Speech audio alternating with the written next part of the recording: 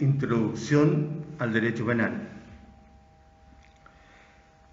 Estábamos hablando de la política criminal, en el sentido que el Estado debía proponer, ¿no es cierto?, enfrentar la criminalidad y proponer las reformas. Entonces, aquí había una doble función, por un lado de crítica, ¿no es cierto?, de las instituciones que ya estaban caducas, y por el otro de proposición de nuevas ideas para modificar, para reformar completamente, etcétera, lo que ya no servía. Y uno de los instrumentos del derecho penal era, no sé, del sistema penal, perdón, era el derecho penal. Uno de esos instrumentos. Pero no es el único instrumento de la política criminal. Dicho de otra manera, no es el único instrumento del cual se vale la política criminal para intentar reducir, ¿no es cierto?, la criminalidad. Y entonces, es un deber del Estado, ¿no es cierto?, elaborar una estrategia, un plan para poder enfrentar la criminalidad, el delito. Pero se dice, por la doctrina, que no puede haber una respuesta puramente represiva, que es lo que hace el derecho penal. O sea, porque el derecho penal tiene esa función, una función represiva. Entonces ahora, ¿no es cierto?, se le quiere adicionar al derecho penal funciones que no le son propias, o que por lo menos no son las que lo constituyen. El derecho penal es un sistema normativo, un sistema normativo punitivo, y se le quieren asignar labores que, si bien es cierto que son del Estado, no le corresponden al derecho penal. Ayer hablábamos, por ejemplo, ¿no es cierto?, de cómo se dice que dentro de las muchas causas del delito está el hacinamiento. Y el hacinamiento lo constituye el hecho de que mucha gente viva en lugares que no son para seres humanos prácticamente. Tienen que vivir muchas personas juntas, hacinadas. Y ¿cómo se llama? Y eso crea una serie de condiciones para que la gente, ¿no es cierto?, cometa delitos. Uno es el hecho de que estén muchos juntos, se producen cierto tipo de delitos sexuales entre personas consanguíneas. Sí. Otra es que la gente que vive en esas condiciones se aburre, ¿no es cierto?, y tratando de mejorar su vida, sale a cometer delitos. Pero son funciones que, en el caso, ¿no es cierto?, de la construcción de, por ejemplo, vivienda, le corresponde, ¿no es cierto?, al Estado, sí, pero no al derecho penal. Le corresponde al Ministerio de la Vivienda y Urbanismo, por ejemplo. Crear lugares de recreación para que las personas que viven en lugares, ¿no es cierto?, en los que vive mucha gente, tengan donde ir precisamente a eso, a recrearse. Y entonces no estén cometiendo delitos, vivan en un ambiente más ¿cómo podríamos decir la palabra?, más amigable. Bueno, entonces, al final se le termina achacando al derecho penal que el solo hecho, como se llama, de tener respuestas puramente represivas, solo constituye mirar la superficie del problema de la criminalidad. Nada más. Pero el derecho penal, ¿cómo podría decir en los artículos del Código Penal? Mire, hay que crear viviendas dignas en tal parte, en tal región del país. Y después, más que eso, hay que decir cuáles son las características de esas habitaciones dignas. Entonces, ya no es derecho penal de lo que estamos hablando de otra cosa. No sé si se entiende exactamente esto.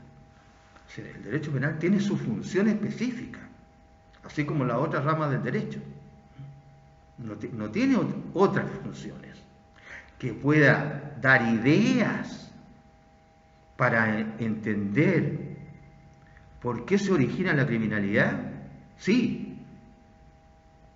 Y para eso incluso tiene que apoyarse en otras ciencias, como hemos conversado. Ciencias que constituyen la criminología. Entonces, con el argumento de que le corresponde al derecho penal labores que no le corresponden, se está distorsionando completamente el sistema penal. Y, ¿cómo se llama? Terminábamos diciendo que la gran olvidada, ¿no es cierto? La gran olvidada en estas materias era la víctima. La víctima. Porque, ¿no es cierto?, el derecho penal tiene por objeto proteger bienes jurídicos. La vida, la integridad corporal y psíquica, la salud, la libertad sexual, etc. Para no hablar del patrimonio, porque podría decir, claro, si lo único que interesa es el patrimonio. No, ya, dejémoslo de lado por el momento, aunque también es digno de protección. Entonces, bien jurídico la vida, ¿de quién? De las personas. ¿Qué personas? Por ejemplo, los trabajadores. Trabajadores y trabajadoras. Entonces la gran olvidada es, como digo, la víctima. Tanto es así de esta gran olvidada, que se ha creado una verdadera rama del derecho, sobre todo en países más adelantados, como siempre Europa y Estados Unidos, o Estados Unidos y Europa, como ustedes quieran, que han empezado a hablar, ¿no es cierto? O sea, ya hablando mucho tiempo, digamos, de la victimología. Que alguien se preocupe de la víctima. Y es una verdadera rama del derecho en algunos lugares, sobre todo en espectro, sobre todo en Europa. La víctima. Bien, yo les había dicho que en el sistema, sobre el cual ustedes saben más que yo, sobre el sistema computacional, aparecen de repente bastante, diría, de diferentes materias, evidentemente, de diferentes materias aparecen libros completos, ¿no? Libros completos. Y yo les dije, se los voy, ¿cómo se llama?, a mostrar. Y aquí traje los dos tomos, se los voy a mostrar, no es para mostrarles acá. Yo los saqué del sistema y los imprimí. Victimología. 620 y tantas páginas. Esta victimología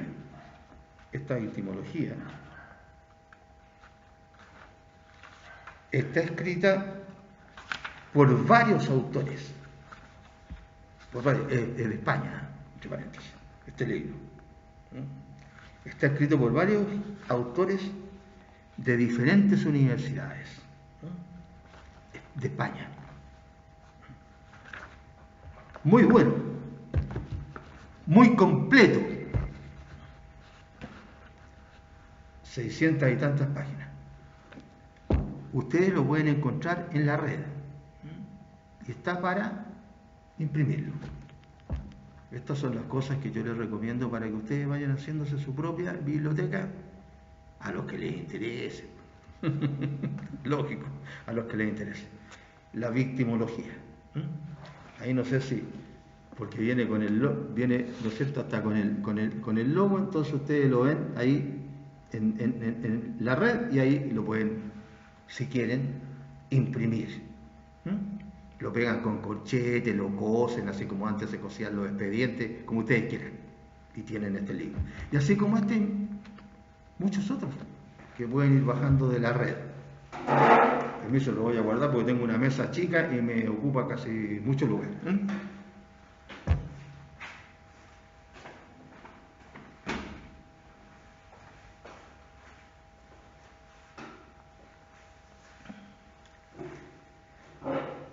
Bien, entonces seguimos hablando de la política económica. Lo dijimos en la última clase. Los presupuestos de la política económica los representan los principios valóricos en los que se funda la política económica. Y a su vez, estos principios valóricos en que se funda la política criminal, perdón, económica creo que dije, la política criminal, a su vez constituyen los principios garantistas del derecho penal. Principios garantistas que, por el otro lado de la moneda, hay muchos aspectos que tienen son monedas de dos caras, que por el otro lado de la moneda, ¿no es cierto?, constituyen los límites al jus puniendi del Estado. Al jus puniendi del Estado, es decir, al derecho de castigar del Estado. Al derecho de castigar del Estado. El jus puniendi. ¿Se acuerdan que habíamos hablado al comienzo del jus puniendi y del jus poenale? ¿Se acuerdan que habíamos hablado de eso? Bueno, estamos hablando ahora del jus puniendi, del derecho de castigar del Estado. La facultad que tiene el Estado, el poder público, o si ustedes quieren, de los individuos agrupados en esa entidad que se denomina Estado, que es la encargada, ¿no es cierto?, de dictar las leyes, ¿no? Las leyes, a través de uno de sus poderes, ¿no es cierto?, que en el caso de un sistema tripartito de poderes, ¿no es cierto?, sería el legislativo. Entonces, ahí está, ¿no es cierto?, ese jus puniendi. Límite al derecho de castigar del Estado. La carta magna del delincuente, como decía von List. Y también señalamos, me parece, en la clase anterior, que no todos estos principios garantistas están mencionados expresamente en la legislación, aun cuando algunos sí están expresamente mencionados. ¿Y cuáles serían estos principios? ¿No es cierto? Ya cuando iniciamos el curso no solamente mencionamos algunos, sino que los explicamos, ¿no es cierto? Estos principios serían de última ratio o de mínima intervención, de subsidiariedad, de lesividad, de culpabilidad, de proporcionalidad, de presunción de inocencia, derecho penal de acto en oposición al derecho penal de autor, prohibición de prisión por deudas, prohibición de tratos crueles, inhumanos y degradantes. Incluso hay delitos que tienen ese nombre y que los vamos a estudiar en Derecho Penal 2. Bueno, ya en los cursos anteriores ya lo hemos visto, ¿no es cierto?, los que ya han pasado por Derecho Penal 2. Entonces el objetivo de la política criminal es doble. Por un lado, la protección de los bienes jurídicos y por otro la protección de las personas. Entonces, como en muchas ocasiones, en el derecho penal entran en colisión los derechos. Entran en colisión los derechos. Caso típico que ustedes ya, o sea, vamos a estudiar más adelante, pero que no sé, se le habrán hablado en algún momento. El caso típico sería del estado de necesidad, ¿no es cierto? Estado de necesidad. El caso, ¿no es cierto?, de la tabla de salvación. Estado de necesidad, que hay una división ahí. Estado de necesidad justificante y estado de necesidad exculpante. Ahora, estos objetivos de la política criminal, que pretenden, ¿no es cierto?, por un lado, proteger los bienes jurídicos vitales, y por otro, y en forma simultánea, proteger a las personas, por esta misma razón, provocan tensiones entre ellos mismos. La necesidad de protección de la víctima, por ejemplo, la que ostenta los bienes jurídicos, la víctima del homicidio, de la violación, de los abusos deshonestos, etc. Y por eso que les traje ese librito que yo imprimí de la red, de esta gran olvidada del proceso penal moderno. Hemos hecho algunas críticas ya anteriormente, y ¿cómo se llama? Vamos a seguir haciendo críticas, porque a propósito de algo,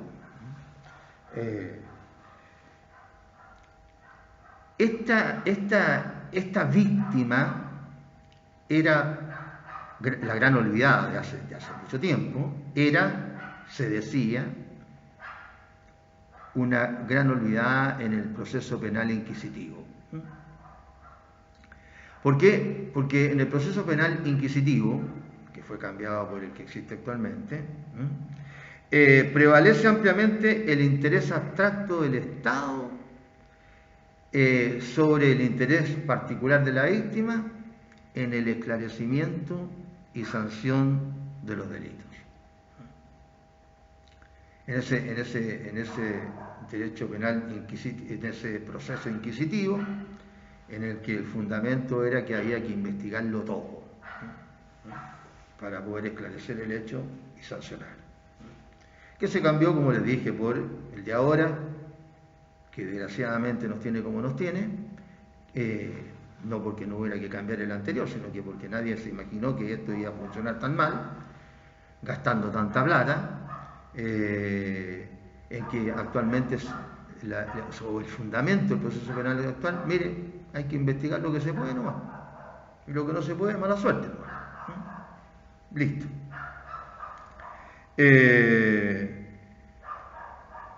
Y entonces, por esa razón, había que mejorar el sistema, para que la víctima sí tuviera, como se llama, la categoría que debía tener. Pues, al final se trata de castigar al que le causa un mal a la víctima, del delito de que se trate.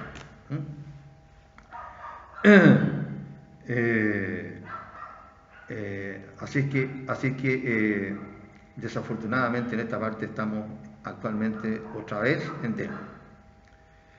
Y se decía, para justificar que había que cambiar el sistema anterior, que un sistema penal interesado en proteger a la víctima podría, por ejemplo, podría ampliar el espectro de los delitos de acción privada. Voy a leer varias de estas ideas sobre las cuales se hablaba para supuestamente proteger a las víctimas y cambiar el proceso anterior por el que tenemos ahora. Y vamos a decir qué es lo que ha pasado. Por ejemplo, y si ustedes se van a ir dando cuenta, que al final las ideas, estas para proteger a la víctima, en el fondo se traducen en proteger más al victimario también, al que comete, ¿no es cierto?, la lesión en contra del bien jurídico. Fíjense ustedes, por ejemplo, se decía para proteger a la víctima, ampliar el espectro de los delitos de acción privada.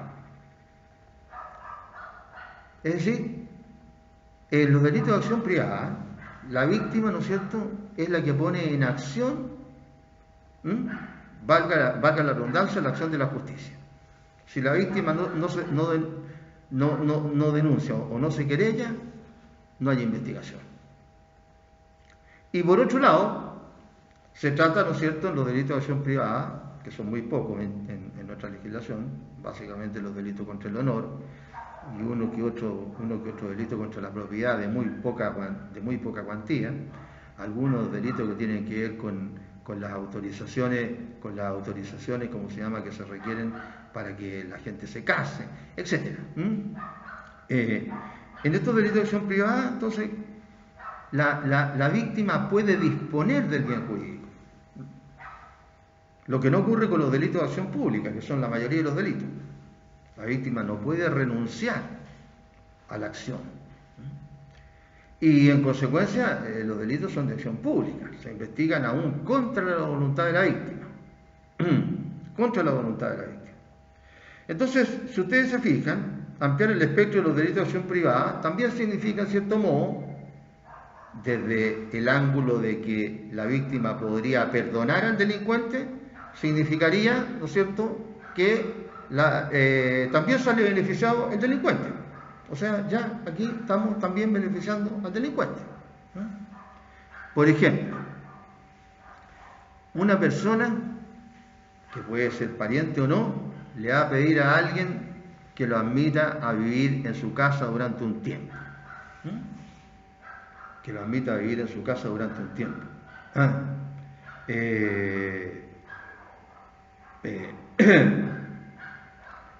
Y la persona de buena voluntad, ¿no es cierto?, porque está sin trabajo, etc., lo admite a vivir durante un tiempo.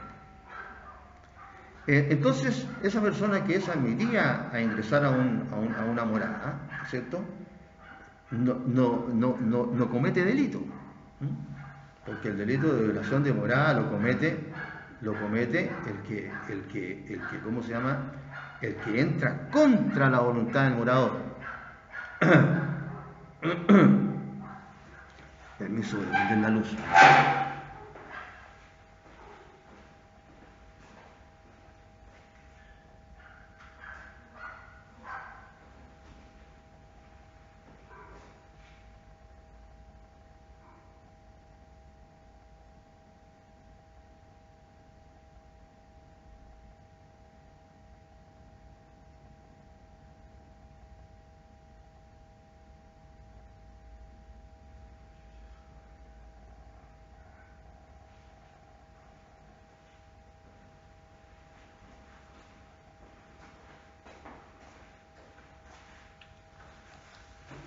Entonces, el delito de violación de morada lo comete el que entra en morada ajena contra la voluntad del morador. Acá me están autorizando, porque tengo un problema, etcétera, ¿no es cierto?, a que yo ingrese una morada y para que viva en la morada.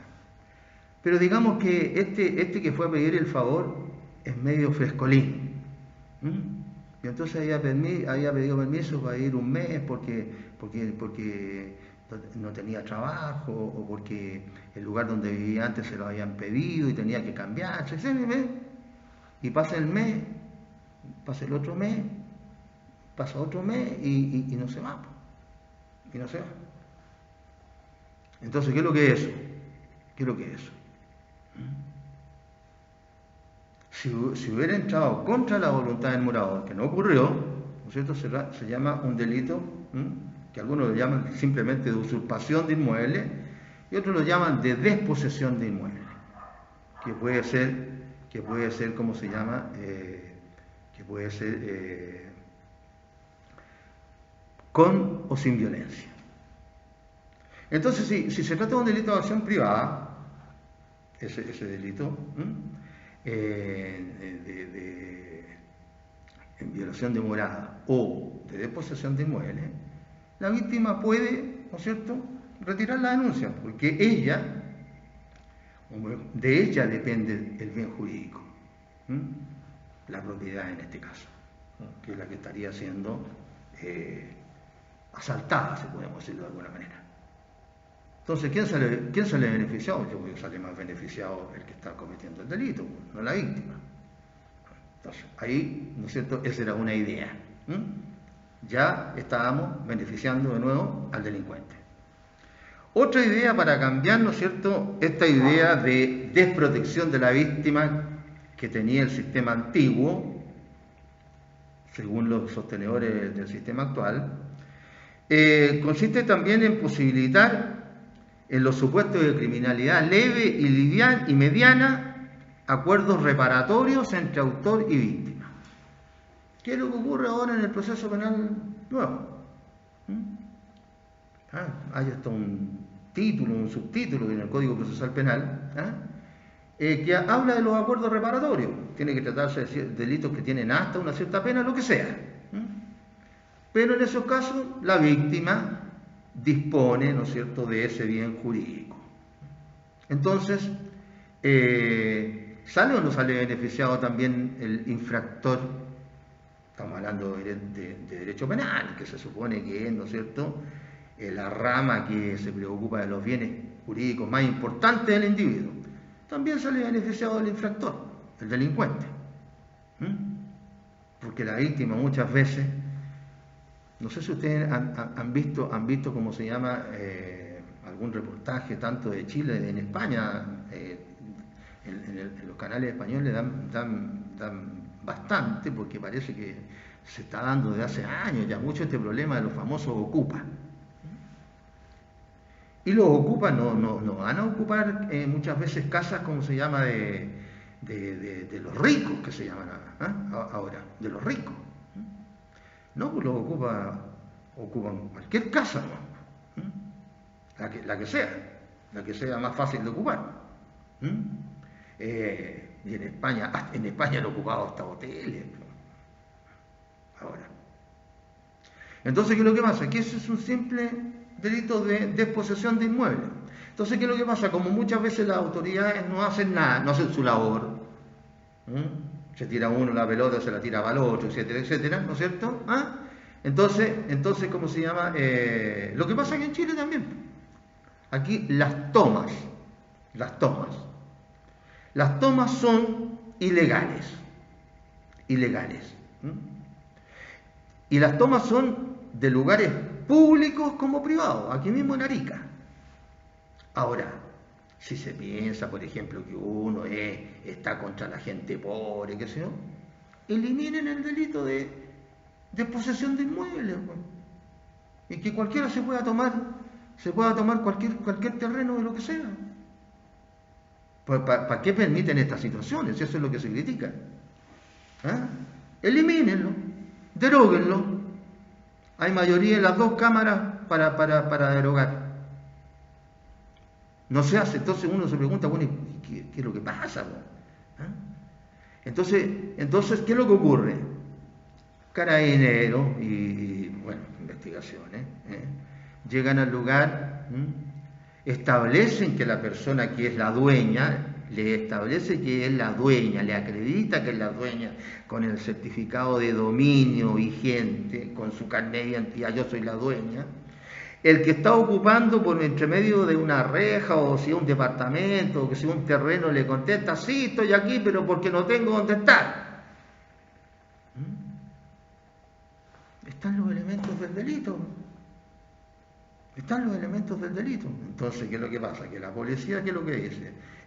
A mí me lo tiene que ordenar el juez para que yo proceda al lanzamiento, como que si se tratara de un juicio civil de ¿cómo se llama?, de restitución de inmuebles por no pago de la renta.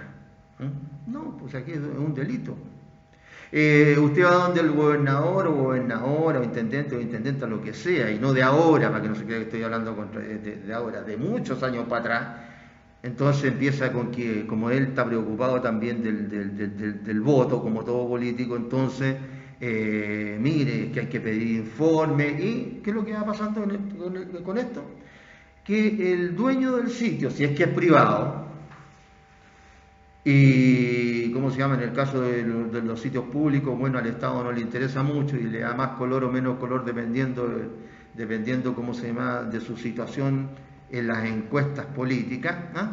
Se aburre. Entonces muchas veces pierde, ¿cómo se llama?, su propiedad. Que repito, la mayoría de las veces son propiedades de gente común y corriente, no solamente de gente rica. Entonces, ¿qué es lo que hace? Trata de llegar a un acuerdo con el que está viviendo ahí a la mala, ocupando su propiedad. Un acuerdo, bueno, quédate un año más, quédate un año más.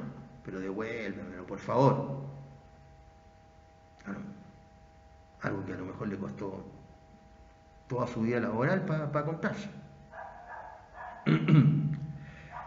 Entonces ahí se llega a un acuerdo. ¿Quién es el único beneficiario? ¿La víctima? No. Yo creo que es más beneficiario el victimario. Después, contemplar incentivos penales, rebajas de penas. Si ustedes se fijan en el sistema anglosajón, no solamente en el sistema norteamericano, sino que en el sistema anglosajón, en general. En ese sistema se aplica lo que el común de la gente entiende que es la forma de aplicar el derecho penal. Un delito, una sanción. Sistema de la acumulación matemática de las penas. Un delito, una sanción. Cometió un homicidio, sanción por el homicidio.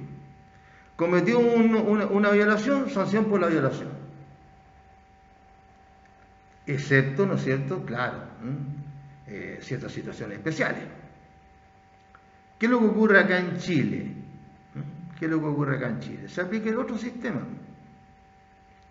El sistema de la acumulación jurídica. Se aplica la pena más grave asignada al delito más grave. O dicho mejor, se aplica la pena mayor asignada al delito más grave. Pero una pena. Si ustedes se fijan, por ejemplo, en cualquier película en donde se produzca, ¿no es cierto?, un juicio respecto de un infractor, se le dice, mire, tiene una pena por, primero lo sorprendieron que estaba en el lugar robando. Segundo, se opuso, una pena. Se opuso al arresto, segunda pena. Agredió a la policía, tercera pena. Causó tales o cuales daños, mató a una persona, 5 penas. Por eso es que ustedes pueden ver que de repente a una persona la condenan a 2 cadenas perpetuas. Entonces ustedes dicen, bueno, pero si una cadena perpetua significa que la persona no sale más, porque además en esos países que son serios, los que son condenados a cadena perpetua no salen más. Pero es que ese es por un delito. Si por X razón del universo, lo que sea, puede cumplir otra cadena perpetua, la cumple. Y hay una diferencia entre la posibilidad de, existiendo cadena perpetua, que pueda pedirse, ¿cómo se llama?, la libertad o no. Que pueda pedirse, no que se conceda, que pueda pedirse. Entonces, ustedes se van dando cuenta que el victimario va teniendo siempre derechos. Siempre derechos.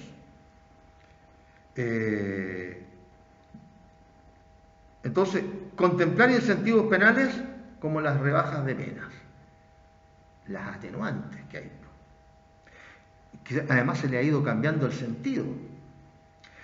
Originalmente la irreprochable conducta anterior significaba lo que dice su nombre, irreprochable conducta anterior. Como todo lo que pasa en Chile con la legislación, y sobre todo con este tipo de legislación penal, se cambia el sentido de las cosas.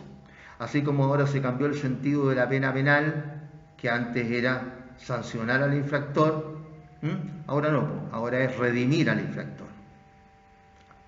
Hacerlo como se llama, grato a la sociedad, que se encuentre con la sociedad, a pesar de que muchos no quieren, ¿no?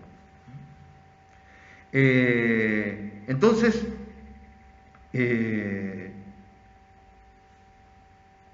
la irreprochable conducta anterior, como decía, significaba que uno tuviera eso, una conducta anterior irreprochable, o sea, ser una persona que no solamente no tuviera anotaciones penales, que es lo que ocurre desde hace muchos años ahora. ¿Cómo se acredita la irreprochable conducta anterior en un proceso penal? Con el certificado de anotaciones penales. Ah, este no tiene anotaciones penales, entonces goza de irreprochable conducta anterior. No, pues amigo, esa no era la idea de la irreprochable conducta anterior. Ser irreprochable. Alguien como alumno, alguien como profesor, como trabajador en una fábrica, qué sé yo, alguien que demuestre lo que es irreprochable, pues está definido en el diccionario de la Real Academia. No, ahora es simplemente acreditar que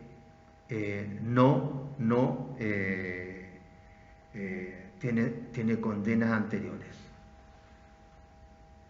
Incluso en el evento de que hay una sentencia pendiente todavía, condenatoria, sigue teniendo irreprochable conducta anterior si es que la sentencia se dicta antes de esta que todavía no se ha dictado y que puede condenarla por otro delito. Entonces se cambió el sentido. ¿Por qué no le ponen simplemente, en vez de irreprochable conducta anterior, cambian esa expresión y colocan el no tener sentencias condenatorias hasta antes de la dictación del fallo? Ve que se da cuenta que los latinos somos así, ¿no? Cambiamos el sentido de las cosas. Lo cual no quiere decir que no haya ladrones, sinvergüenzas, violadores, qué sé yo, en todas partes, en todos los sistemas. Pero yo hablo de las características de nosotros, de los lugares donde vivimos. Pues si nosotros queremos mejorar las cosas de nuestro país primero. Después, contemplar medidas eficaces de protección a la víctima. Así, bien al voleo, ¿ah? Contemplar medidas eficaces de protección a la víctima.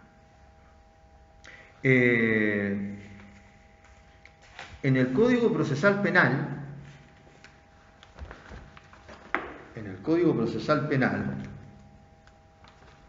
artículo, me parece que es 140,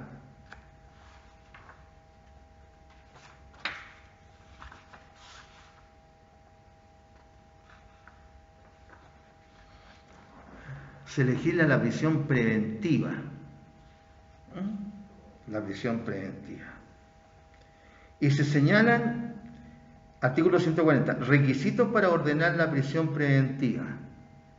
Una vez formalizada la investigación, el tribunal, a petición del Ministerio Público o del querellante, podrá decretar la prisión preventiva del imputado, siempre que el solicitante acreditare que se cumplen los siguientes requisitos: que esté acreditado el hecho punible, la participación del delincuente, y después que existan antecedentes calificados que permitan al tribunal considerar que la prisión preventiva es indispensable para el éxito de diligencias precisas y determinadas de la investigación, o que la libertad del imputado es peligrosa para la seguridad de la sociedad o del ofendido, o que existe peligro de que el imputado se dé a la fuga, conforme a las disposiciones siguientes. Y después dice, se entenderá especialmente que la prisión preventiva es indispensable para el éxito de la investigación, y empieza a señalar los casos. Los jueces garantistas, ¿no es cierto?, se saltan estas disposiciones olímpicamente y igual le dan la libertad. Dice en el inciso que sigue, para estimar si la libertad del imputado resulta o no peligrosa para la seguridad de la sociedad, igual le dice, ¿cómo se llama?, lo que tiene que hacer el juez, y no lo hace. Y en el inciso que sigue, se entenderá especialmente que la libertad del imputado constituye un peligro para la seguridad de la sociedad, y le dice una serie de circunstancias en las cuales hay un peligro. Tampoco las respeta, y se le da igual la libertad. Entonces, ustedes comprenden que evidentemente que los sistemas funcionan mal porque no se cumple la ley. Entonces, yo, Código Procesal Penal, yo, no debiendo darla, pero incluso para darle una disculpa, no es que esté en contra de ciertas franquicias, etcétera, etcétera, para el que cometió el delito, sino que lo que digo es por qué se prefiere en nuestros países infringir la ley en vez de derogarla. Porque si una ley no se cumple, quiere decir que la ley es mala o está mala y hay que derogarla. Y cambiarla por otra o derogarla simplemente. No. Se prefiere seguir con este sistema, ¿no es cierto?, en el que todo el mundo sabe que se está infringiendo la ley. Y esto pasa en procesal penal, en todo. Y es lo que vamos a seguir diciendo.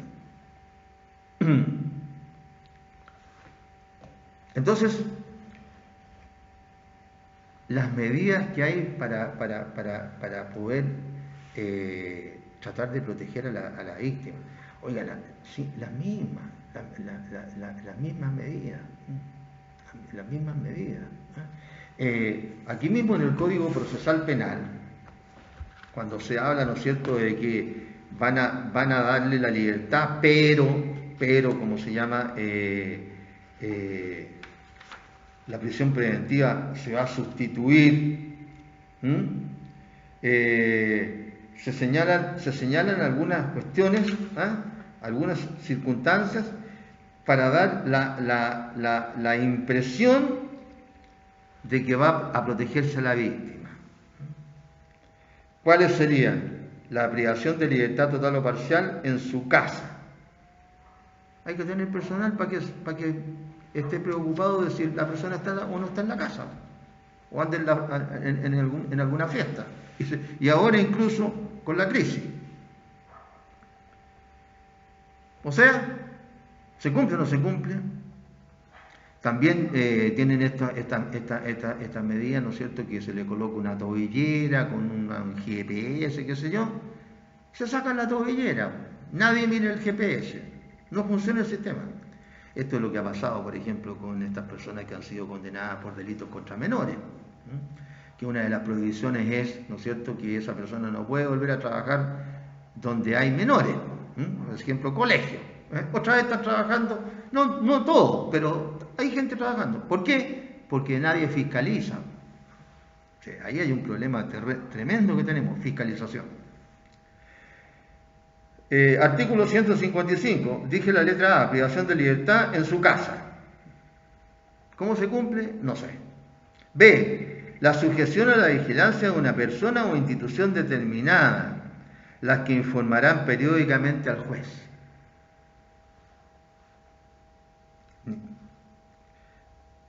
Sujeción a la vigilancia de una persona o institución determinada. ¿Cuál?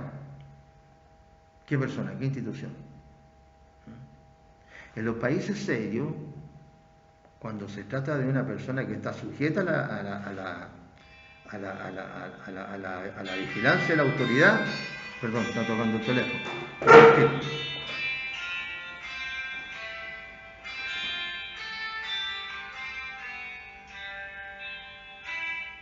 ¿Aló? ¿Sí? ¿Julita? Sí. Ya, estupendo, ya.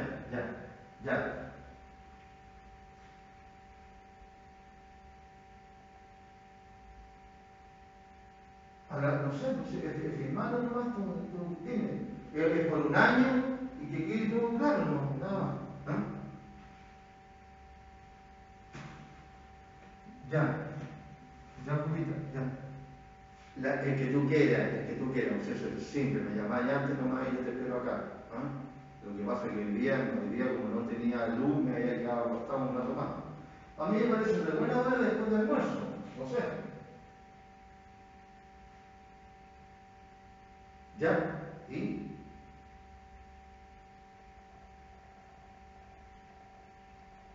Tú dices para ir a la notaría. Bueno, no sé, porque me pasáis a buscar y vamos. Ya. Y si podía hablar antes con alguien, mejor sería. Ya, listo, estupendo. Ya, dime a qué hora. Ya, estupendo. Dime tú. Me da lo mismo. Tú me pasas a buscar, no se te aparece. Ya, listo. Ya. Si se puede hacer el, ¿cómo se llama?, de cuenta a cuenta como tú quieras. Sí, lo que pasa es que soy malo para la computación, nada más.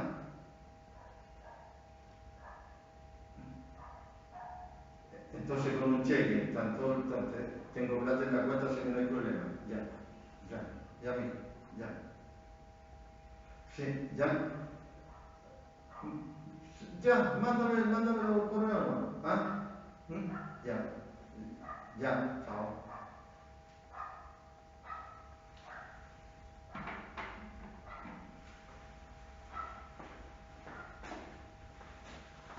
Disculpen, jóvenes.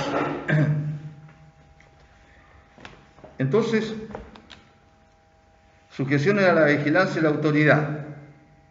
Problema personal. O sea, hay que tener personal. ¿Qué autoridad? ¿Qué persona? ¿Cómo lo va a hacer? No funciona. Obligación de presentarse periódicamente ante el juez o ante la autoridad que él designare. Eso es más fácil. Hay un libro ahí, va corriendo, ¿no es cierto? Va, y firma el libro. Que está en el juzgado o que está en el Ministerio Público, qué sé yo. Eso, sí, pero ¿cómo le soluciona el problema a la víctima para que no la ataque de nuevo o lo que sea? Si son casos de violencia intrafamiliar, un posible femicidio, porque va a firmar a donde el juez, no puede pasar después de firmar, no puede pasar a matar a la mujer. D. Prohibición de salir del país, de la localidad en la cual residiere o del ámbito territorial. Bueno, ahí, no sé, porque salir del país es más difícil porque, bueno, tiene que pasar por pasos habilitados, si es que no se da por un paso no habilitado, etc. Pero ¿cómo se protege a la víctima con eso? Porque aquí se trata de eso, de proteger a la víctima. D. Prohibición de asistir a determinadas reuniones, recintos o espectáculos públicos o de visitar determinados lugares. Eso parece que va para ¿cómo se llama? Los de fútbol, ¿no? Parece. Para que no vayan a meterse a cometer delitos. Pero los otros tipos de víctimas que no tienen que ver con los espectáculos públicos, las víctimas que están en su casa, normalmente viven solas. La prohibición de comunicarse con personas determinadas, siempre que no se afectara el derecho a defensa. Este es un saludo a la bandera nomás. Ahora, por ejemplo, que le dieron la libertad al que imputaron en el caso de Tomasito, ha estado en libertad todo el tiempo. Entonces, las pruebas que podían haber, etcétera, etcétera, las ha podido modificar, ¿o no? Y después el señor fiscal va a decir, se alteró el sitio del suceso, o se alteró la cadena de custodia. Seguramente. G. La prohibición de aproximarse al ofendido o su familia, y en su caso, la obligación de abandonar el lugar que compartiere con aquel. Esto ya, a esta altura, esto ya es un chiste.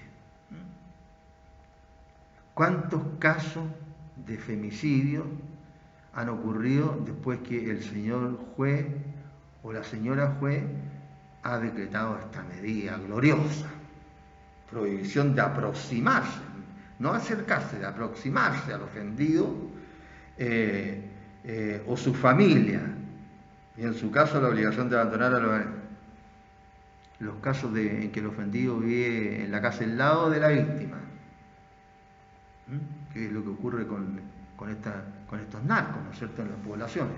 La pobre gente que, ¿cómo los va a denunciar? Si viven todos en la misma cuadra, ¿para qué ser el que vive al lado? Mira acá el juez, ¿no? O a veces le pone más de una de estas medidas, como que ya se pasó para dar medidas en favor de la víctima. No sirven de nada. Prohibición de poseer, tener o portar armas de fuego, municiones o cartuchos. Bueno, la ley de control de armas prohíbe andar con armas. Incluso el Código Penal prohíbe portar armas blancas. Y la ley de control de armas, ¿cómo se llama? Prohíbe portar armas de fuego. Así que esto, otro saludo a la bandera, pues está prohibido ya. O sea, a mí me pillan con una pistola, ¿no es cierto? Y no tengo, ¿cómo se llama? Autorización para portarla. No para tenerla, sino que para portarla estoy cometiendo un delito. Porte de armas. Y la obligación del imputado de abandonar un inmueble determinado. Obligación del imputado de abandonar un inmueble determinado. Esta medida de protección, por ejemplo, se podría aplicar en el caso de desposesión de inmuebles que les comentaba recién, y no se adopta. Justamente en el caso que se podría adoptar, no se adopta. Y después dice la ley, el tribunal podrá, artículo 155 del Código Procesal Penal, el tribunal podrá imponer una o más de estas medidas según resultare adecuado al caso y ordenará las actuaciones y comunicaciones necesarias para garantizar su cumplimiento. ¿Qué tal? Y ordenará las actuaciones y comunicaciones necesarias para garantizar su cumplimiento.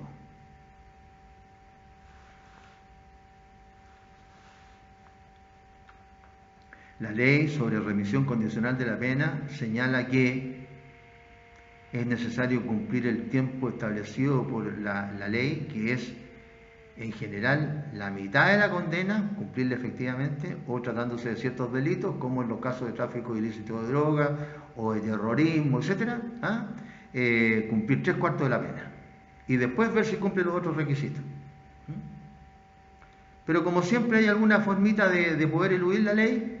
En el caso de la ministra de la Corte de Apelaciones de Valparaíso, que le dio la libertad a este que había matado a su señora con su hijo, y que le dio la libertad y mató a esta niñita ahora de 16 años, después de violarla, en ese caso no había cumplido ni la mitad de la pena. Y por otro lado, en el informe de Gendarmería le había dicho que no era conveniente darle la libertad. Y la señora magistrado se lo dio igual, la libertad condicional. Y este caballero, si pudiera llamársele así, yo se lo digo eufemísticamente,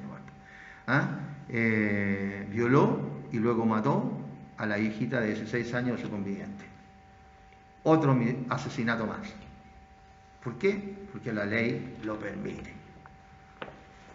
Ustedes saquen la conclusión si estamos bien o estamos mal, pues revisen las disposiciones legales, etc. Bien, sigamos viendo, estamos hablando de la introducción al derecho penal, ¿no es cierto?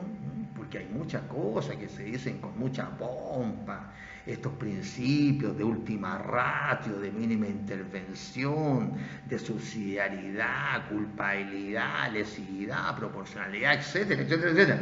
Está muy bien, muy bien, muy bien, pero que se cumplan.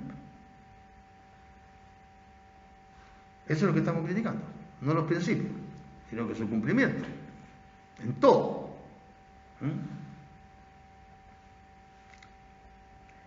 Aspectos básicos para que el sistema penal sea efectivo. Aquí, esto es la doctrina, ¿no es cierto? Que la doctrina, como se llama, cada vez va inventando más, pues, como les dije al comienzo, el derecho penal parece que es la rama del derecho más estudiada. Entonces, claro, todos quieren pasar a la historia, ¿no es cierto? Con algún aporte. Entonces hay que ir proponiendo nomás, cuestión de proponer. Es que fíjate que las víctimas son las que sufren las consecuencias. Bueno, ese es otro cuento ya, pero yo voy a pasar a la historia con mi libro de derecho penal. Entonces, aspectos básicos para que el sistema penal sea efectivo. Se dice entonces que el sistema penal no opina que tiene como objetivo erradicar la delincuencia, sino que por lo menos disminuirla o mantenerla controlada. Y entonces se opina por la doctrina, aquí se van a encontrar con unas cuestiones maravillosas, se opina por la doctrina que para disminuir o mantener controlada la delincuencia, por ejemplo, habría que hacer 4 tipos de cosas que ya se han hecho, porque estas opiniones vienen de antiguo. De hecho, algunas son las que sirvieron de base para modificar el proceso penal antiguo. Primero, estoy hablando de poder disminuir o mantener controlada la delincuencia. Medida. Primera, un eficiente sistema de investigación y persecución penal. No tengo acá el diccionario de la Real Academia para que hablemos sobre la palabra eficiente, pero más o menos lo podemos conversar, ¿no es cierto? Un eficiente sistema de investigación y persecución penal. Lo creó Chile, ¿no es cierto? Fueron a Europa y a Estados Unidos y copiaron. ¿Eh? O sea, está acá. Eso es lo que está acá. Lo que vamos a hablar aquí es sobre la palabrita eficiente, es decir, que funcione. Segundo, distinción en el tratamiento penal de los menores y los adultos. Segunda, ¿no es cierto?, medida para poder disminuir la delincuencia o por lo menos mantenerla controlada. Hacer una distinción en el tratamiento penal de la delincuencia de los menores y de los adultos. Vamos a ver qué ha pasado con la ley de responsabilidad penal juvenil. Un par de opiniones, ¿no? Ya han pasado varios años. Me ha tocado guiar y corregir varias memorias de esto. Tercero, distinción entre delincuencia grave y menos grave. Aquí, ¿no es cierto?, vamos a ver clarito que la dogmática, ¿no es cierto?, y los tratadistas, etcétera, opinan que hay mucho, ¿cómo se llama?, delito que hay que darle la pasada. Muchos delitos que llaman de bagatela, o sea, delitos chicos, ¿sí? O sea, delitos chicos. Es decir, la señora, por ejemplo, se fue a tomar un café, está conversando con la amiga, pero no está con la ¿cómo se llama?, con la cartera así amarrada aquí en el pecho, la pobre, y no puede tomar ni la taza de café porque tiene que estar preocupada de la cartera, ¿ah? Y se le ocurre, por ejemplo, dejar la cartera en su silla, acá, colgando, ¿cómo se llama?, de la silla, donde hay mucha otra gente, y un delincuente le lleva la cartera. Incluso en locales cerrados le lleva la cartera, donde hay cámaras de televisión, etc. Y no se sanciona al delincuente. Me recuerdo, a propósito de esto, se lo voy a contar después, de un abogado que estaba muy enojado porque le robaron el computador. Ojalá que no se me olvide, porque hay cosas que se me olvidan, pero que esto escribió en el diario, esto ocurrió hace, no sé, 4 o 5 años atrás.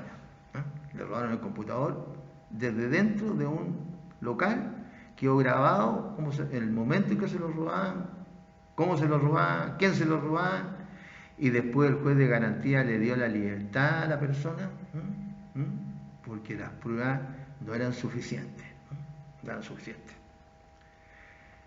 Cuarta idea, entonces, para que la criminalidad se mantenga controlada o por lo menos disminuya algo, el perfeccionamiento del funcionamiento del sistema penal.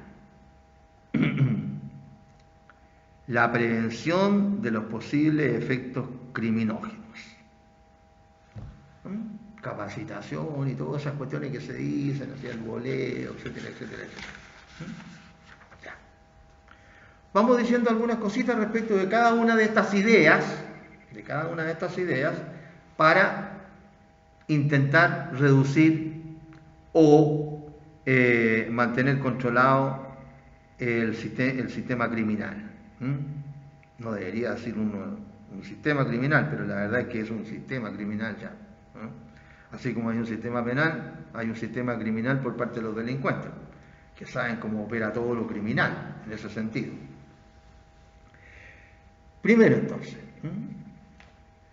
cualquier cosa que aquí opinemos, qué sé yo, ustedes la pueden leer, ¿no es cierto? Están todos los diarios, ustedes todos los días pueden leer los diarios, acá por el computador, hay varias formas de leer todos los diarios acá de Chile, o leer los de toda Latinoamérica, incluso algunos del resto del mundo. Para los que sepan algún idioma, aparecen diarios en inglés también, incluso aquí en Chile aparece un diario en inglés, ¿no es cierto?, que es un diario inglés.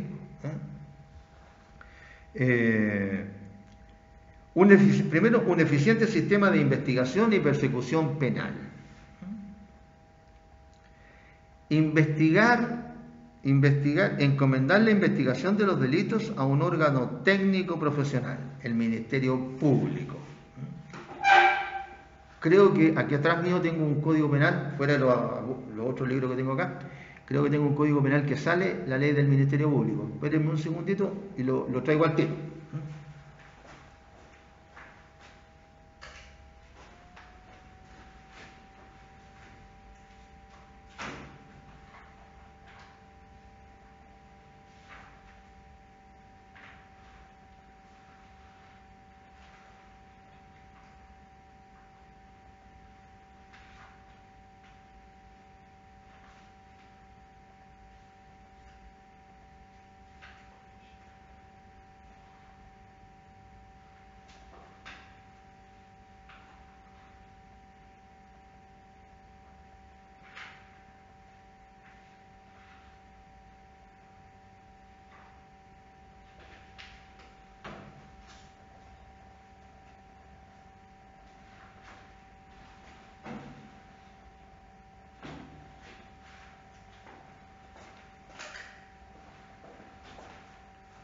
No, desgraciadamente no lo tengo.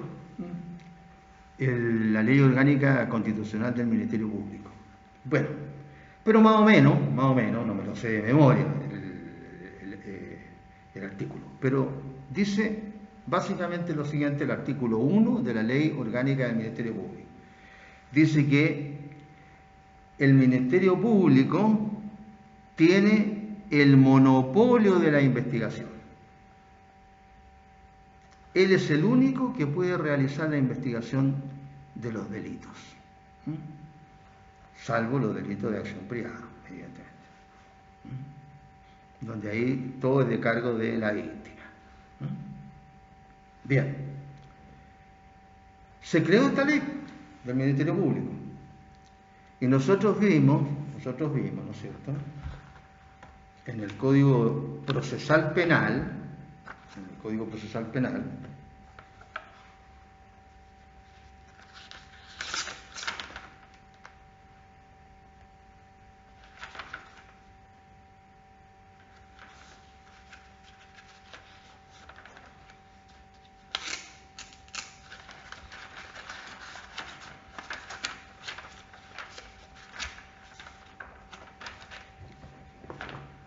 en el Código Procesal Penal, artículo 77, está hablando de los intervinientes en el proceso penal. Primero el juez, después el Ministerio Público, después el querellante, etc. Todos los intervinientes. El Ministerio Público, artículo 77. Yo les digo esto porque si quieren ir viéndolo. Código Procesal Penal. Párrafo segundo, el Ministerio Público, artículo 77. Facultades. Los fiscales ejercerán y sustentarán la acción penal pública en la forma prevista por la ley, o sea, los delitos de acción pública. Con ese propósito practicarán todas las diligencias que fueren conducentes al éxito de la investigación y dirigirán la actuación de la policía con estricta sujeción al principio de objetividad consagrado en la Ley Orgánica Constitucional del Ministerio Público. Este artículo 77 prácticamente es una copia del artículo 1 de la Ley Orgánica del Ministerio Público. Entonces, practicarán todas las diligencias que fueren conducentes al éxito de la investigación y dirigirán la actuación de la policía, etc. Ellos son los únicos que investigan. Yo en la clase anterior, a propósito de esto, hice como se llama no sé si llamarla crítica, observación, porque ya no son ni críticas, de que desde hace mucho tiempo, aquí les reitero, aquí la reforma empezó el 2003, aquí en nuestra región, y ya por el 2000, qué sé yo, 2004, ya andábamos en los tribunales en el proceso nuevo, y ya empezaron los vicios. Imagínense, recién empezando el proceso acá en nuestra región, que debe haber pasado lo mismo en otros lados, porque no crean ustedes que se le ocurrió a los fiscales de acá empezar a hacer estas cosas. Y les leí que el artículo 113 del Código Procesal Penal, que señala requisitos de la querella, tiene varias letras, A, B, C, D, E y F. Y en la E, yo les decía que dice que el querellante tiene la obligación de expresar las diligencias cuya práctica se solicitare al Ministerio Público. Incluso creo que les conté que una clienta mía había terminado súper enojada, incluso también conmigo, porque ¿a quién le va a echar la culpa al cliente? Al abogado. Porque el Ministerio Público, esta exigencia que le hace al querellante de expresar las diligencias que se le solicitan al Ministerio Público, no salió con que con esas diligencias no se acreditaba el hecho punible ni la participación del querellado. ¡Pum! Se terminó la investigación. Es la ley la que le dice al Ministerio Público, no al querellante. Oiga, mire, usted con las diligencias que le están proponiendo, usted vea cómo establece el hecho punible o la participación del delincuente. Ahora, si después de que realiza las diligencias que se le solicitan por el querellante y las que de ella deriven, y encuentra que no hay hecho punible ni participación, bueno, ahí entonces archive, sobresea definitivamente, haga lo que quiera, pero haga las diligencias. No diga, oiga, mire, sabe que aquí no se puede investigar nada. ¿Entiendes? Entonces, esto que se está hablando acá, por la doctrina, ¿cierto? Encomendar la investigación de los delitos a un órgano técnico profesional, el Ministerio Público. Eso se hizo, se cumplió por la nueva ley. El que tiene el monopolio de la investigación de los delitos de acción pública es el Ministerio Público. Tiene la obligación de investigar y averiguar y sancionar los delitos. Y se señala porque la impunidad es una de las mayores deficiencias del sistema penal y uno de los factores que produce mayor inseguridad ciudadana. Bueno, hay que leer, ¿no es cierto? Hay que ver la prensa nomás. Nada más. Un sistema penal eficiente cumple no solo una función represiva, sino que también preventiva. Ustedes ven que le hace empeño el sistema penal, crea nuevos delitos, etc. Pero si no hay investigación, ¿qué saca con crear usted delito? ¿Qué sabe usted con crear delito? Mucha gente dice, hoy usted anda en la calle, sí, pero ¿y se pidió permiso? No. ¿Pero cómo no pidió permiso? No, si no hay nadie fiscalizando en ninguna parte. A propósito de la crisis de ahora, eso es lo que se dice. Entonces, ahora imagínense respecto a los delitos.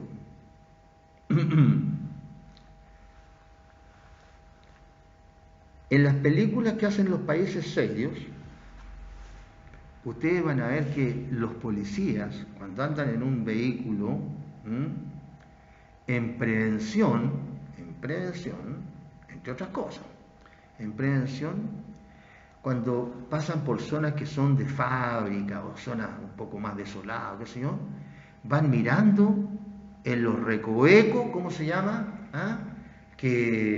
¿Cómo se llama? Si hay alguien o qué sé yo, algo que les llame la atención, o colocan con una linterna, tienen creo que un buscacamino, que es una luz que tiene el vehículo policial que alumbra re harto, qué sé yo, van mirando para ver si hay algo. O sea, mientras que acá, ¿cómo se entiende estas rondas que llaman? No, si pasó el patrulla por ahí, pasó a las 2:15 de la mañana. Sí, pero ¿qué es lo que hizo? Aquí en mi barrio, por ejemplo, pasa el patrulla a veces, sí, pasa. ¿Qué es lo que hace? Entra por el barrio, viene por la calle, da la vuelta por la calle, dice, bien, incluso viene con las balizas prendidas. Aquí en el sector hay unas escaleras públicas, digamos, hay lugares como para esconderse, hay autos estacionados, qué sé yo. Algún policía que se baje, mire algo, por si no, cero. ¿Sirve de algo esa? Sí, se cumple con la estadística. A ver, ¿cuántas veces pasaron por el barrio el señor En el mes, en los 30 días, pasamos una vez en la mañana y 2 veces en la noche, 3 por 3, 90 veces. ¿Y de qué sirvió? Pero fíjese, le dicen, fíjese que robaron igual ahí. Pero es que justo cuando no estábamos. O sea, tiene que tener ganas de hacer las cosas, ¿cierto? Tiene que tener ganas de hacer las cosas, cada uno en su materia. Tratar de hacerlo lo mejor posible, aunque uno sea bien mediocre, tiene que hacerle empeño en lo que uno hace, sobre todo si es funcionario público. Entonces, esta idea, un eficiente sistema de investigación y persecución penal, véanlo ustedes mismos y no sé, ustedes tendrán su opinión de si funciona bien, funciona mal, todavía no están trabajando, pero me imagino que algún diario leerán, no lo lean todos, pero algunos lean, o lean una vez a la semana, o no sé, o escuchen un resumen en la televisión de los delitos, estamos hablando de derecho penal, que ocurren en la ciudad, qué sé yo, para que se formen una idea. Segunda idea, distinción en el tratamiento penal de la delincuencia de los menores y los adultos. Dice la doctrina que los menores deben ser tratados por el sistema penal como sujetos de derecho, sistema de protección integral del menor que ha sustituido al sistema del menor en situación irregular. Palabra, palabra y palabra. El sistema integral del menor ha sustituido al sistema de situación irregular del menor. ¿Qué significa eso en los hechos? ¿Significa algo? Es como en vez de antes, por ejemplo, una persona de esas pobres que están botadas en la calle, no tienen donde vivir, muchos son alcohólicos, qué sé yo, no, esa persona pobre que no tiene donde vivir se lo llamaba indigente, el pobre vive en la calle, etc. Hay gente buena que trata de hacer algunas cosas por ellos, indigente. Ahora se le dice persona en situación de calle y sigue ahí el indigente. ¿Ha cambiado algo eso? ¿Cambiarle el nombre a las cosas? Yo por lo menos encuentro que no se soluciona nada, no sé. Como yo pertenezco a una época antidiluviana ya, para ustedes, ¿no? Ustedes saben que época antidiluviana significa antes del diluvio universal, ¿no es cierto? Cuando Noé creó el arca de Noé. Les digo porque seguramente que hay algunos que no han escuchado nunca la palabra antidiluviano. Eso significa antes del diluvio. O sea, quiere decir bien antiguo. Para la gente de mi generación,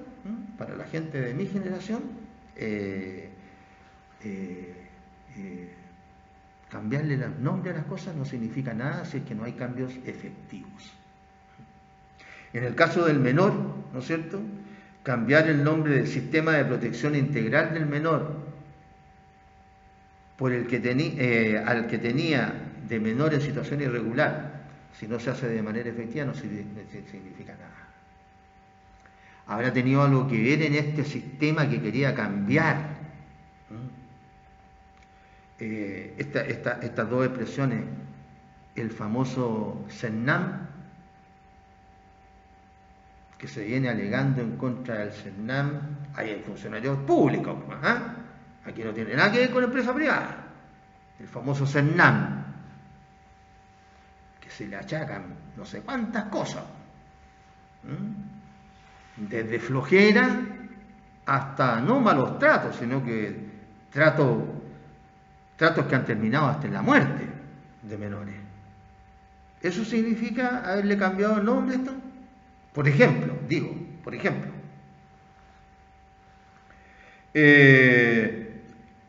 debe asegurarse que se encuentre siempre en mejores condiciones que los adultos frente al poder coactivo del Estado.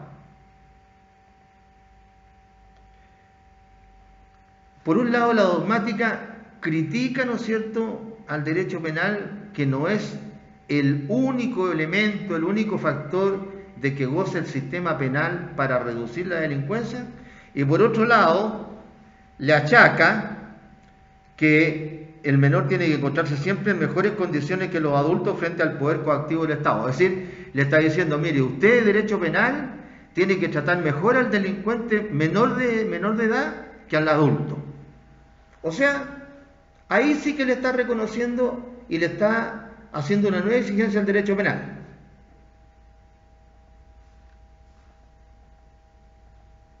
Trate mejor al menor. Le está diciendo el derecho penal. Es decir, por un lado le dice que el derecho penal no se meta mucho y por otro lado le está exigiendo cada vez más. Este régimen penal especial se funda en el principio de igualdad que implica tratar desigualmente lo desigual y en el principio de protección al menor. Obvio, evidente. En el sistema antiguo, que era el asunto del discernimiento, que ya se había desvirtuado, como ustedes van a decir, este gallo está loco. No, pero me he ido dando cuenta a través de mi vida de cómo las cosas se cambian. O sea, no se cambian las cosas, se cambia el sentido de las cosas. Y en este caso, como nosotros estamos hablando, ¿no es cierto?, entre abogados y aspirantes a abogados, ¿no es cierto?, estamos hablando de cuestiones de derecho. Entonces estamos hablando de cómo se cambia el sentido de la ley. Originalmente el discernimiento, que era en el sistema antiguo, cuando se tenía que pronunciar el juez de menores u otro, como en el caso del asunto de policía local, sobre el discernimiento, era la idea del legislador, era intentar averiguar si es que el menor se daba cuenta de la situación que se estaba viviendo y de si comprendía o no el mundo que él estaba viviendo a propósito de esa situación. O sea, si se daba cuenta de lo que estaba haciendo, en el fondo. Tener discernimiento, pues si la palabra es bien simple. Darse cuenta de lo que está pasando. Eso era lo que tenía que averiguar, ¿cómo se llama? Un juez. Cuando un menor de entre 16 y 18 años cometía un delito. Si actuaba con discernimiento, se lo sometía a ¿cómo se llama?, juicio igual que un adulto, y si era sin discernimiento quedaba exento, ¿no es cierto?, de responsabilidad penal. Se cambió ahora por el sistema de responsabilidad penal juvenil, donde porque se dice que solo debe internarse en casos extremos y en caso de internamiento esta medida no debe implicar la destrucción total de la libertad del menor ni su completa desocialización. Ya, la palabra desocialización. Es decir, el menor que comete un delito, ¿no es cierto?, si es recluido se produce su desocialización. Cuando parece que es otra cosa, ¿no es cierto? Parece que el menor que cometió el delito ya estaba desocializado. No es que después de cometer el delito, si es que lo encierran, si es que estamos hablando de un menor de 18 años, actualmente que está por la ley de despenalización entre 14 y 18, antes de 14 no es imputable, así que no tiene ninguna pena penal. A la mamá la podrán llamar o al papá y pegarle un coscacho el juego y hace que tu niñito se porte bien, pero nada más que eso. Y eso. Entonces, no se puede obtener la completa desocialización del menor. Si un menor viola a otro menor sexualmente, la desocialización se produjo antes de que entrara al sistema penal. O si mató un menor a otro menor. En los países serios,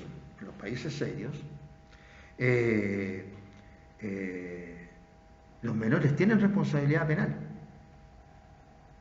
Claro, lo que pasa es que se hacen otro tipo de exámenes y va a averiguar si el menor se da cuenta de lo que hacía.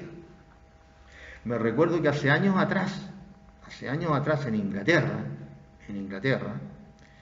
sancionaron penalmente a 2 menores, no me acuerdo bien si eran de 10 y 11, o de 11 y 12, pero por ahí eran, 9, 10, 11, 12, por ahí, que mataron a un menor que tenía, no sé, 6 años, por ahí, 6 o 7. ¿Cómo lo mataron? Lo pusieron en la línea del tren y los condenaron a los menores, que tenían, digamos, 10 años, 11 años. que mataron a uno de 6 en Inglaterra. Claro, que hay que darse cuenta si el menor se dio cuenta o no se dio cuenta. O si no, como se llama, puede pasar como en esas películas de terror, que hay tantas en la televisión. O sea, a lo mejor el menor es maldito. Al hermano en la casa a lo mejor la tira por la escalera para abajo. Qué sé yo, si es que hay escalera. O sea, pues se de todo ahí eso es lo que hay que averiguar. Pues. Ya, y aplicarle una sanción, como se llama, coherente. Si es que se establece que sabe lo que está haciendo, porque hay, por el otro lado está la víctima.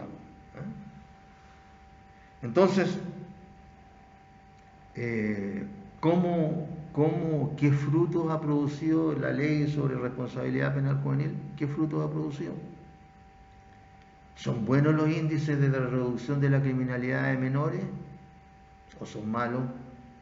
Entre 14 y 18. No estoy hablando de menos de 14, pues lo repito varias veces, porque en menos de 14 es inimputable.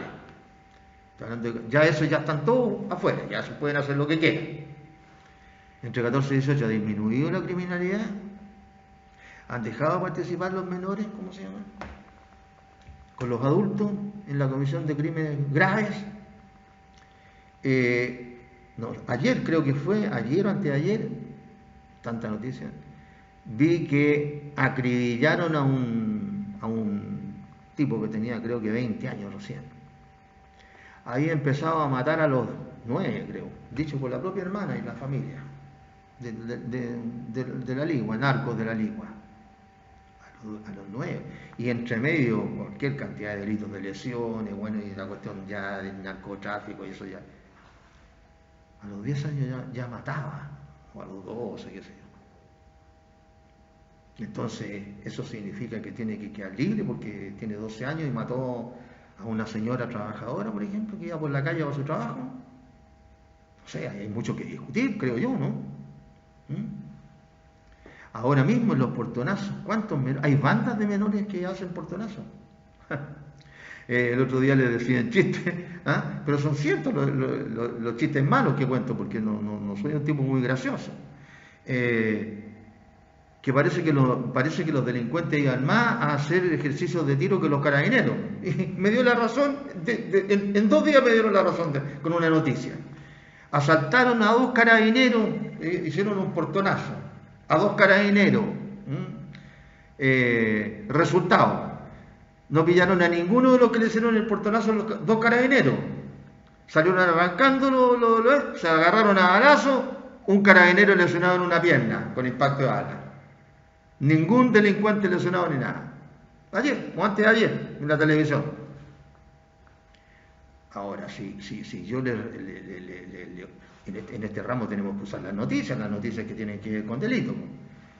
Bueno, si las noticias no gustan, bueno, pero son las noticias que existen, no las invento yo. Entonces, lo que uno ve es que siempre arrancan los delincuentes, siempre salen ilesos los delincuentes, y siempre salen los carabineros heridos, y siempre salen, ¿cómo se llama?, los vehículos, los carabineros destruidos. No sé, por lo menos eso es lo que veo en la televisión, y veo la misma televisión que ven ustedes.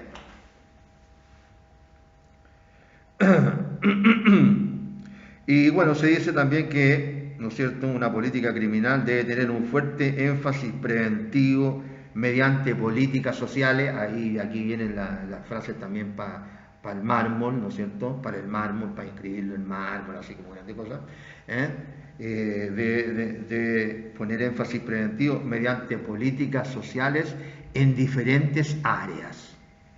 O sea, nada.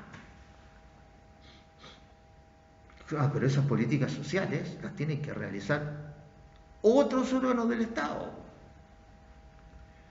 No puede realizar el derecho penal, no puede decirse en el Código Penal, como hemos comentado ya, o si no ya van a decir este gallo se puso pesado, poner siempre el mismo ejemplo. Pero no puede el Código Penal decir, oiga, mire, construyan viviendas, construyan plazas, hagan mejor las calles, iluminen. No, eso no es labor del derecho penal. Eso.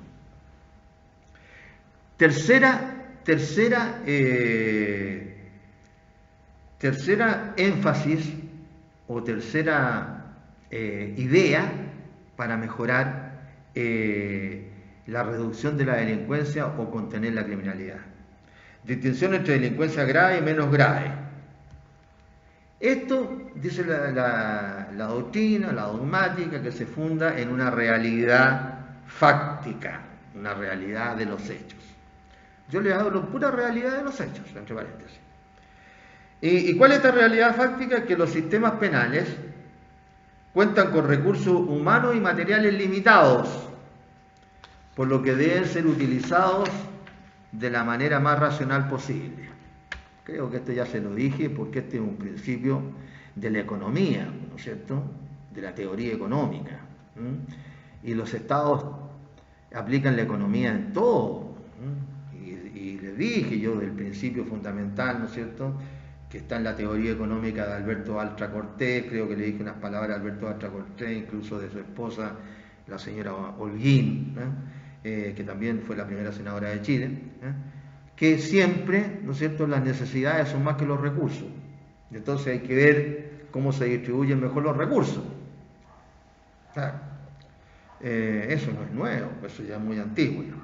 Entonces, según la doctrina, deben priorizarse los recursos en los delitos más graves, porque el Estado debe proteger los derechos de las personas, empezando por los que tienen mayor jerarquía, o sea, el derecho a la vida, a la integridad corporal, a la libertad personal, a la libertad sexual. O sea, esto va en consonancia con lo que se viene pregonando hace mucho tiempo. Vamos reduciendo primero el derecho penal, digámoslo, reduciendo hasta ¿cómo se llama?, abolirlo. Esto se dice acá en mis apuntes de medicina legal, ¿cierto? Se dice, se lo leo, para que son cuestiones que están escritas, además. La Conferencia Nacional de la Desviación en 1968, me parece que se celebró en la Chile cuando yo estaba estudiando, fue un momento fundacional para la criminología crítica, entendida como un movimiento del pensamiento criminológico contemporáneo que busca la construcción de una teoría materialista de la desviación y toma instrumentos, conceptos e hipótesis elaborados en el ámbito de Marx, oponiendo un enfoque macrosociológico a uno biopsicológico del comportamiento desviado, evidenciando su relación funcional o disfuncional con la estructura social, superando el paradigma etiológico de la criminología clásica. Sus principales tendencias son 3. El realismo de izquierda, que propone la reducción del control penal y extensión a otras áreas, reinserción del delincuente en lugar de marginar en la prisión, y deben buscarse alternativas a ella, como la disuasión preventiva, la organización de los grupos de cooperación ciudadana y la defensa de la prisión solo para casos extremos en que el infractor represente un peligro para la sociedad. Bueno, parece que en algunos países que salieron del sistema marxista no cumplen con esto tampoco, a pesar de que ya se salieron, en la misma Rusia.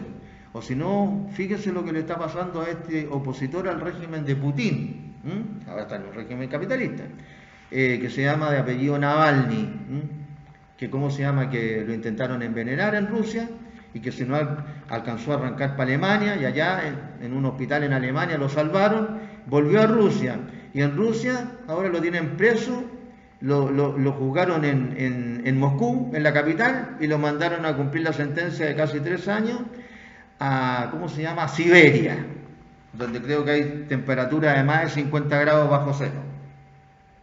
Esto está todo en la televisión. Entonces, esto a propósito de lo que se dice, pero que no es lo que se hace. Después de esta tendencia al realismo de izquierda, estamos hablando del derecho penal, de la disminución del derecho penal. Esta propone la reducción del derecho penal, ¿no es cierto? Ya. Después viene el minimalismo, que busca la transformación radical del sistema penal en un derecho penal humanitario, o como reducción progresiva del derecho penal con la perspectiva de una reorganización general de la respuesta institucional a los problemas y conflictos sociales, de manera que supere el actual sistema de justicia penal. Sí, puras palabras, ¿no? Y por último, el tercer sistema, el abolicionismo, que plantea una crítica radical a todo el sistema de justicia penal y propone su reemplazo, la abolición del sistema penal. Algunos abolicionistas ven al sistema penal como superfluo o innecesario, que podría abolirse sin generar una crisis del sistema, y otros lo ven como la piedra angular de la represión, cuya abolición implicaría necesariamente transformación de la sociedad como un todo.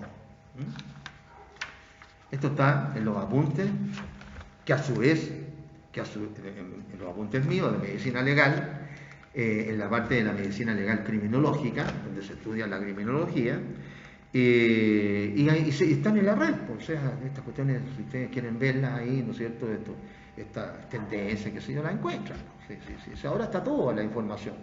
El problema ahora es que hay mucha información, lo que es bueno, pero primero hay que tener ganas de informarse, y segundo hay que saber qué es lo que hay que leer también. En el ámbito procesal penal debería introducirse el principio de oportunidad, regularse adecuadamente la detención provisional, buscarse salida alternativa, tratándose de la criminalidad más grave. Todas esas cosas existen en nuestro sistema penal. En el ámbito penal, por ejemplo, debe lograrse la discriminación de la delincuencia de bagatela y de otros hechos respecto de los cuales nos resulta políticamente aconsejable ¿para quién? Ni político criminalmente, la sanción penal. Debe procederse a una definición política o criminal del recurso a la cárcel como instrumento de última ratio, determinando delitos y delincuentes.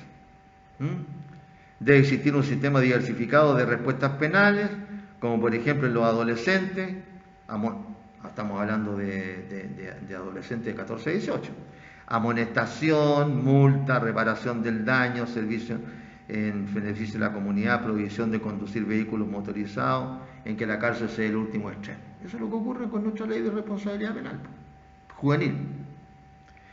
Y en el ámbito de la criminalidad organizada, considerar otros instrumentos penales para enfrentarla más eficazmente. Esos otros instrumentos penales, no sé dónde habrá que ir a buscarlos. No sé si estarán en nuestro planeta Tierra. Y por último, el perfeccionamiento del funcionamiento del sistema penal. Para la prevención de sus posibles efectos criminógenos, en vez de aminorar el delito, no se debe provocar lo contrario, es decir, la expansión del delito. Ahí es donde se dice que meter a la gente a la cárcel, aunque cometa delito grave, se lo mete a la universidad del delito. Y yo creo que en la universidad del delito ya estuvo, con la gente que se juntaba, dónde estaba, qué es lo que hacía, antes de que entrara a la cárcel.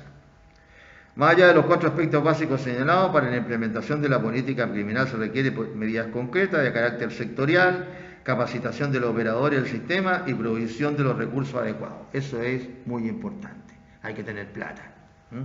Y en estos países, ¿qué es lo que falta siempre? Plata.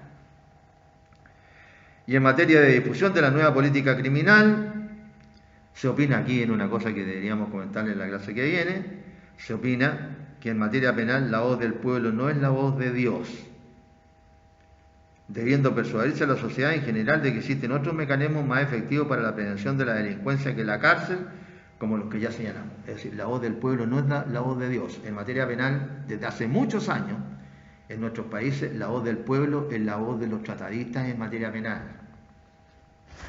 Es decir, acá en Chile podemos hacer una nueva constitución y la puede votar el pueblo, ¿no es cierto? El pueblo puede participar en esa elaboración de nueva constitución, los famosos constituyentes que van a salir, ¿no es cierto? Correcto, correcto. Pero en materia penal no. Los que opinan eso, que hay que hacer una nueva constitución, opinan que en materia penal no. La voz del pueblo no es la voz de Dios. Bien. Nos encontramos de nuevo, jóvenes, y cuídense.